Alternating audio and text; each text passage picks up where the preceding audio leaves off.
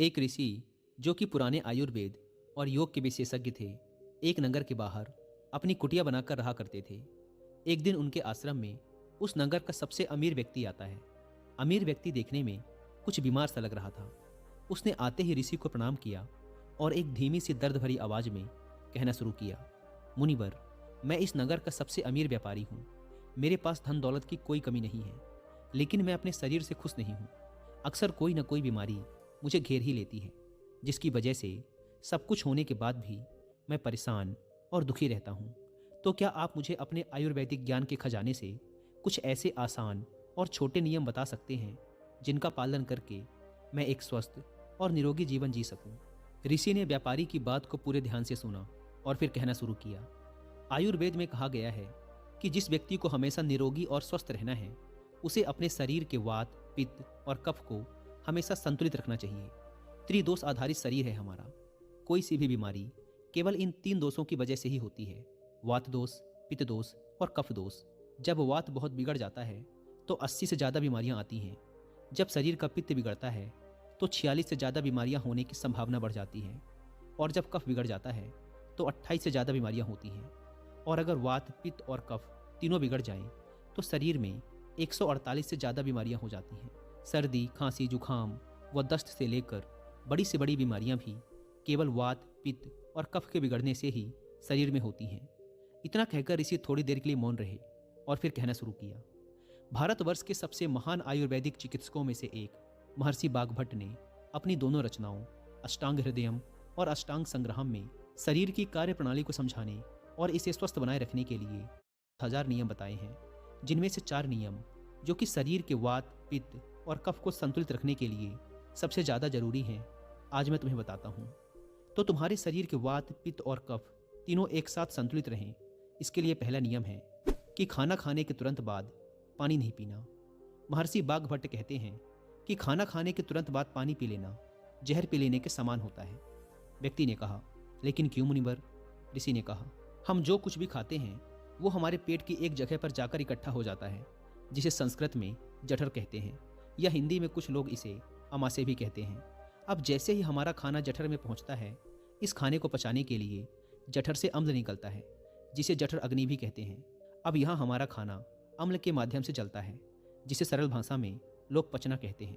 लेकिन अगर हम खाने के तुरंत बाद पानी पी लेते हैं तो यह हमारी जठर अग्नि को शांत कर देता है, यानी अम्ल पानी में घुलकर पतला हो जाता है, जिससे उसकी क्रियाशीलता कम हो जाती है।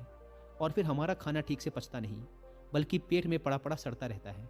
और फिर यह सड़ रहा खाना पेट में 100 से अधिक जहर पैदा करता है, जो कि इंसान के शरीर में 80 से अधिक बीमारियां पैदा करते हैं। पेट में गैस बनना, जलन पड़ना और पेट फूलने जैसी समस्याएं उन्हीं को होती हैं जिनका खाना ठीक से पचता नहीं। और खाने के ठीक से ना पचने का सबसे बड़ा कारण है खाने के तुरंत बाद पानी पी लेना। व्यक्ति ने पूछा, लेकिन मुनिवर, खाने के कितनी देर बाद तक पानी नहीं पीना चाहिए? ऋषि ने कहा, कम से कम 1 घंटे तक, क्योंकि जठर अग्नि के जलने की यह प्रक्रिया खाने के 1 घंटे बाद तक चलती रहती है। व्यक्ति ने फिर पूछा, मुनिवर, क्या खाना खाने के पहले पानी पी सकते हैं? ऋषि ने कहा, हाँ, खाना खाने के पहले पानी पी सकते हैं, लेकिन खाने के तुरंत पहले नहीं, बल्कि खाने से आधे घंटे पहले। तुम जितना चाहो उतना पानी पी सकते हो। व्यक्ति ने फिर प्रश्न किया, मुनिवर, खाना खाने के बाद 1 घंटे तक पानी तो नहीं पीना, लेकिन क्या उसकी जगह कुछ और पिया जा सकता है? ऋषि ने कहा, हाँ, खाना खाने के बाद खट्टे फलों का जूस, दही की लस्सी, मट्ठा, दूध या नींबू की शिकंजी पी जा सकती है। और खाने के पश्चात ये खट्टे पदार्थ पीने से हमारे भोजन को अच्छे से पचने में सहायता भी मिलती है। लेकिन अगर तुम इनका और भी ज़्यादा फायदा लेना चाहते हो तो सुबह के नाश्ते के बाद खट्टे फलों का जूस, दोपहर के खाने के बाद दही की लस्सी या मट्ठा और रात के खाने के बाद दूध पीना और भी ज़्यादा फायदेमंद होता है। जो व्यक्ति इस पहले नियम का पालन करेगा उसे भोजन के सड़ने से पैदा होने वाली 80 बीमारियों का कभी सामना नहीं करना पड़ेगा। ऋषि ने आगे कहा, वात, पित्त और कफ तीनों को एक साथ संतुलित रखने के लिए महर्षि बागभट्ट द्वारा बताया गया दूसरा नियम है कि जब भी पानी पियो हमेशा घूंट घूंट भरकर पियो। व्यक्ति ने फिर प्रश्न किया, लेकिन ऐसा क्यों मुनिवर? ऋषि ने कहा, हमारे मुंह के अंदर जो लार होती है वो क्षारी होती है और हमारे पेट में अम्ल बनता है। जब हम घूंट घूंट भरकर पानी पीते हैं तो हर बार थोड़ी थोड़ी लार पानी में घुलकर हमारे पेट में जाती है और यह क्षारी लार पेट में उपस्थित अम्ल को निष्क्रिय कर देती है, जिससे हमारे पेट की अम्लता कम हो जाती है पेट में जलन की समस्या समाप्त हो जाती है। और जिसके पेट में अम्लता नहीं होगी उसके रक्त में भी अम्लता नहीं होती, और जिसके रक्त में अम्लता नहीं होती उसके शरीर का वात, पित्त और कफ तीनों संतुलित बने रहते हैं। और अगर संभव हो सके तो जब भी तुम पानी या कुछ भी पियो तो उसका हर एक घूंट अपने मुंह में रखकर जीभ के माध्यम से उसे कुछ देर के लिए अपने मुंह में घुमाओ और फिर उसके बाद उसे अंदर गुटको। इससे तुम्हारे शरीर को और भी ज़्यादा फायदा मिलेगा और तुम्हें कभी भी अम्लता या पेट में जलन की शिकायत नहीं होगी। अगर हम और थोड़ा गहराई में जाएं तो हमें यह अनुभव होगा कि प्रकृति भी हमें घूंट घूंट भरकर आराम से पानी पीने के संकेत देती है। तुम किसी भी पक्षी को देखो, वह भी अपनी चोंच से एक एक बूंद भरकर ही पानी पीता है। कुत्ता, बंदर, शेर, ये सभी जानवर भी अपनी जीभ से चाट चाट कर ही पानी पीते हैं। कोई भी एक साथ पानी को घट घट करके नहीं पीता। केवल कुछ बड़े जानवर जैसे गाय, बैल, हाथी ही पानी को एक साथ एक सांस में पीते हैं, क्योंकि इनके शरीर को बड़ी मात्रा में पानी की जरूरत पड़ती है और चाट कर या घूंट घूंट भरकर पानी पीने से इनके शरीर की पानी की पूर्ति नहीं की जा सकती। लेकिन इंसान धीरे धीरे पानी पीकर भी अपनी प्यास बुझा सकता है। इसीलिए अपने पानी पीने का तरीका बदल दो और घूंट घूंट भरकर पानी पियो।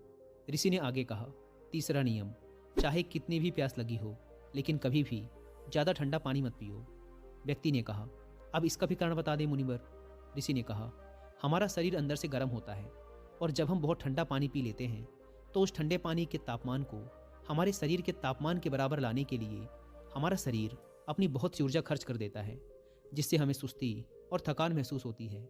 साथ ही ज़्यादा ठंडा पानी पीने से शरीर के अंदर अचानक तापमान में बदलाव आ जाता है, जो हमारे शरीर के पित्त और कफ के संतुलन को बिगाड़ देता है और हमें सर्दी, खांसी, जुखाम और बुखार जैसी समस्याओं का सामना करना पड़ सकता है।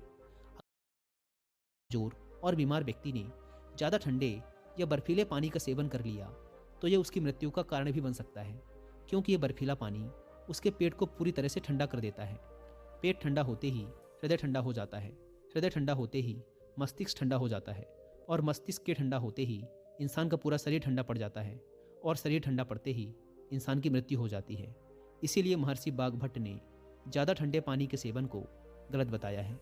ऋषि ने आगे कहा, वात, पित्त और कफ को संतुलित रखने के लिए चौथा और आखिरी नियम है कि सुबह उठते ही सबसे पहले पानी पियो। यानी जैसे ही तुम्हारी आंखें खुले, उठते ही जितना हो सके उतना पानी पी लो। सुबह उठते ही पानी पीने के शरीर के लिए दो बड़े फायदे हैं। पहला, जब हम सुबह पेट भरकर पानी पीते हैं तो इससे हमारी बड़ी आंत की सफाई होती है और बड़ी आंत पर जोर भी पड़ता है, जिससे जब हम मल त्याग के लिए जाते हैं तो हमारा पेट एक बार में साफ हो जाता है। और जिस व्यक्ति का पेट एक बार में साफ हो जाता है उसे कोई बीमारी हो ही नहीं सकती, क्योंकि ऐसे व्यक्ति को कब्ज की समस्या नहीं होती।